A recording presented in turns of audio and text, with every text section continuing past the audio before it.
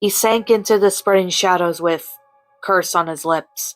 Even as his hooves dissolved into smoke, he still could not quite believe what he had been defeated, and by two much weaker than him. These ponies were newly made rulers of their land. They only had been in power for a few decades. He had spent a lifetime raising himself from slowly unicorn to emperor. How could they defeat him?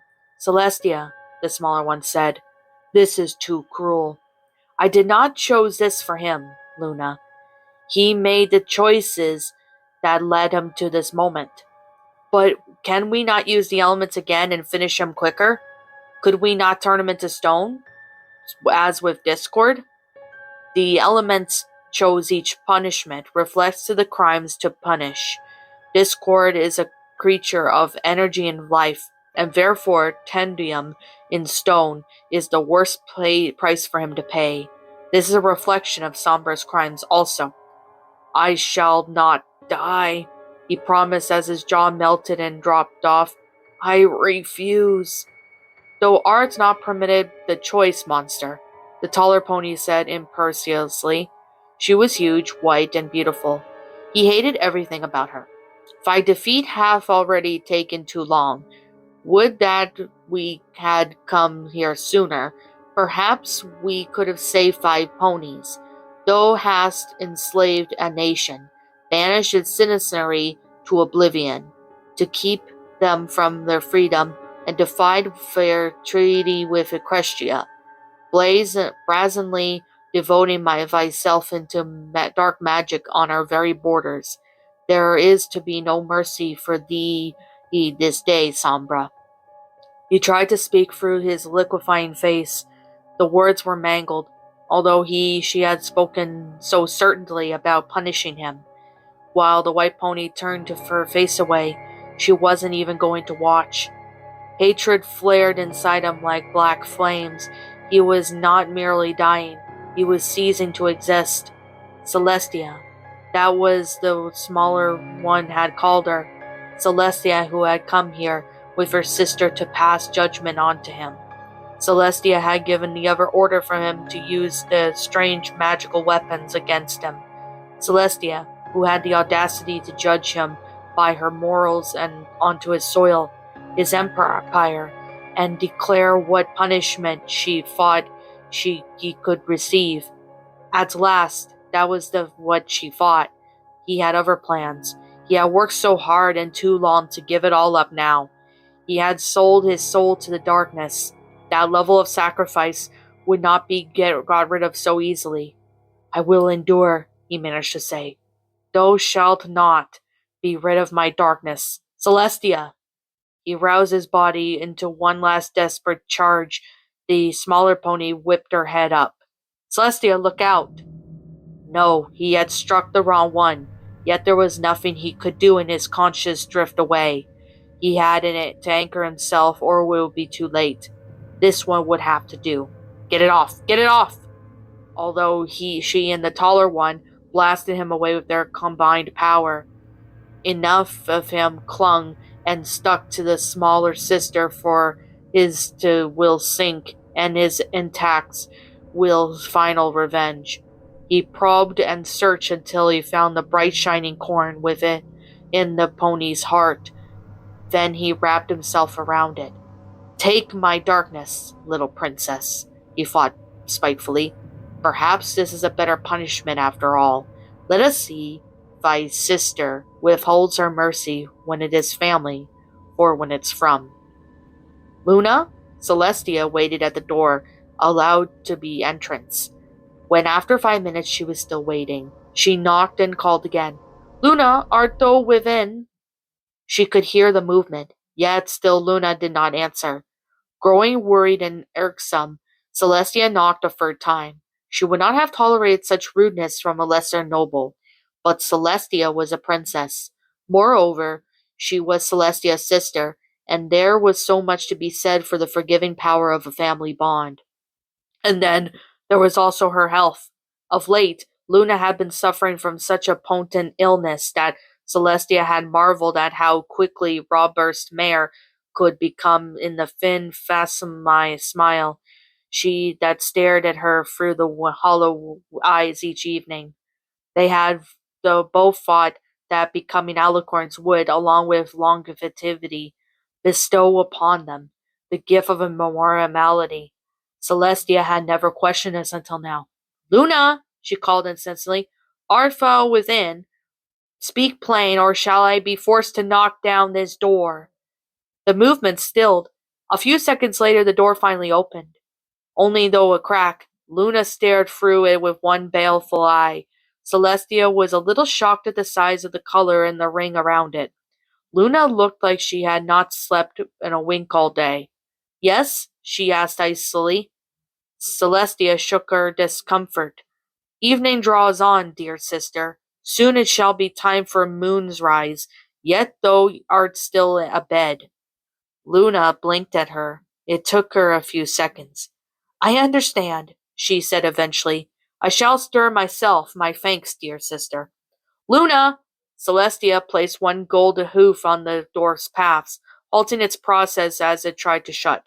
I confess I do worry at thy well-being, though art out of sorts. Perchance some rest would do thee. She flattered at the flash of the white fur behind Luna. A stallion guard. Luna's own bodyguard, no less, crept through the curtains around her bed and reached for his armor. Good, Celestia finished. Luna's visible eye flicked from side to side, as if she sensed the guard coming into view behind her. I do not need rest, dear sister. I yet possess the energy required for my duties. She narrowed her gaze at Celestia, almost accusationally. And most more besides, Celestia murmured. Luna, it is not befitting for a princess of the realm to take her own guards to her bed. My private manners remain my own business, sister, Luna snapped.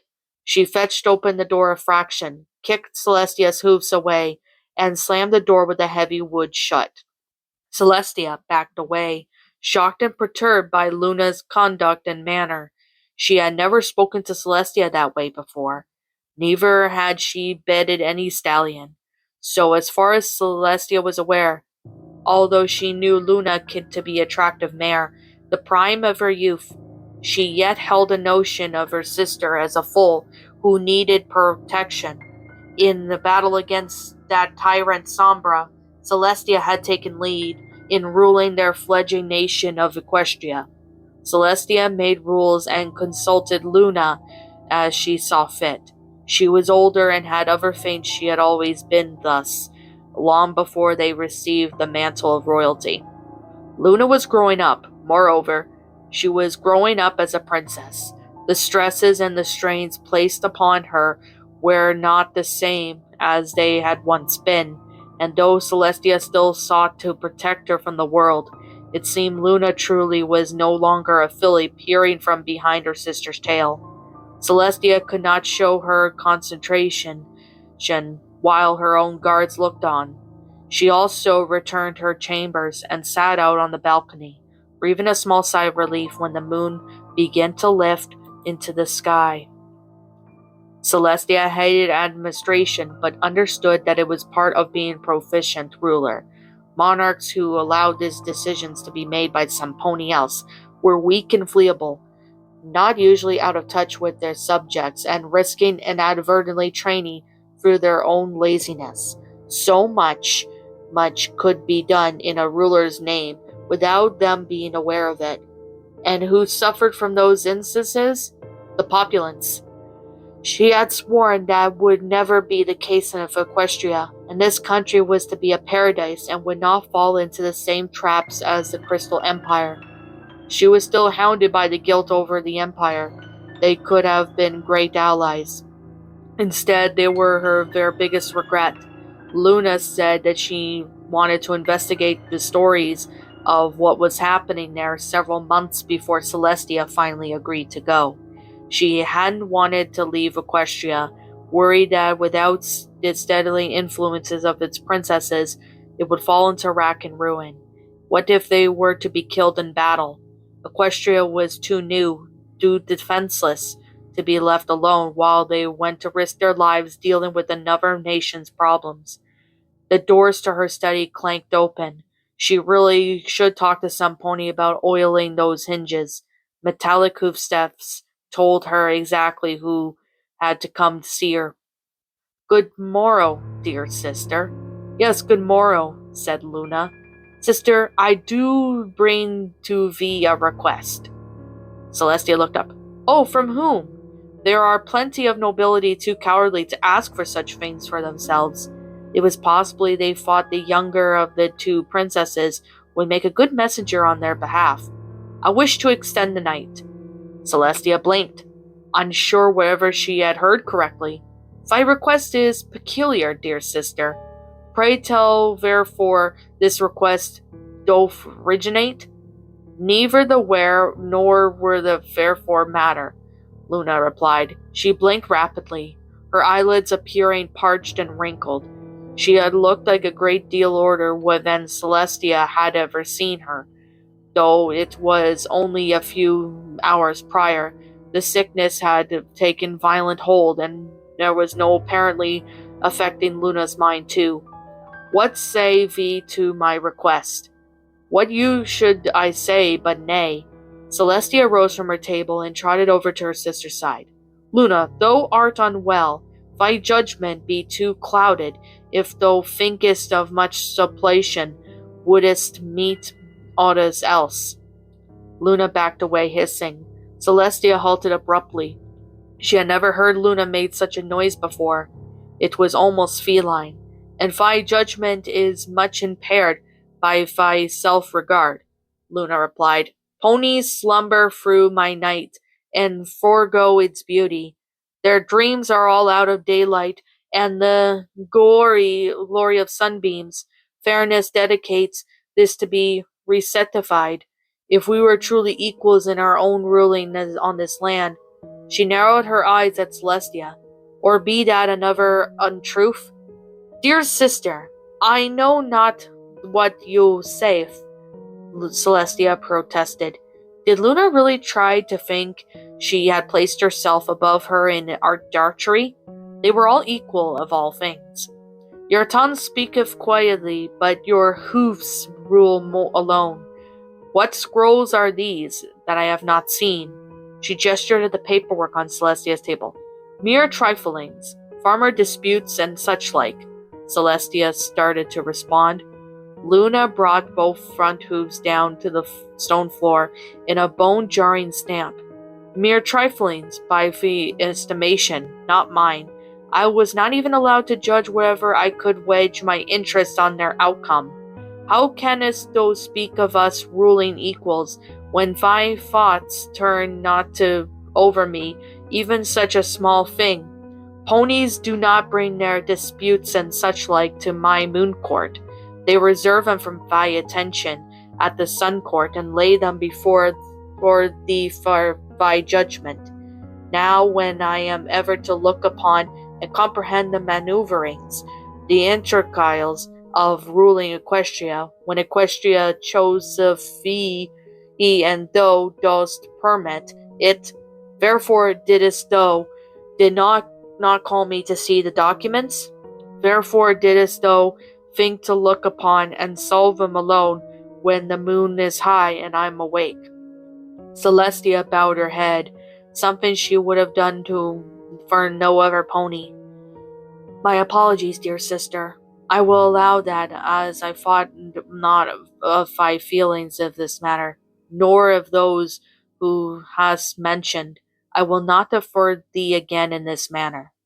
Luna nodded imperiously, staring down at her sister with her chin tilted high, like she smelt something bad. Good, and what of my request? Luna, it would be ruinous for Equestria if we were to give more hours tonight. We have made our calculations to best suit the seasons and crops to feed our ponies.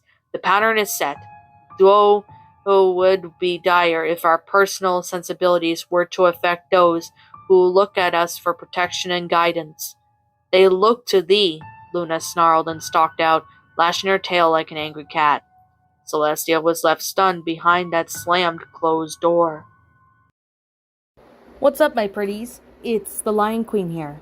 I want to appreciate you all for tuning into this video, and I do appreciate you guys supporting my video by giving this video likes and stuff. If you really enjoyed this video, be sure to leave a like, comment and subscribe if you're new, ring the bell for notifications to when I upload so that way you guys will get updated for whenever I upload. If you want to follow me on Twitter or DeviantArt, feel free to leave a follow on those if you are interested in following me on those socials. If you want to support my backup channel, known as Miss Dark Shigo, feel free to subscribe to it, as a link to that will also be in the About page section. And with that being said, and that being the case, thank you so much for watching, my pretties, and as always, stay pretty.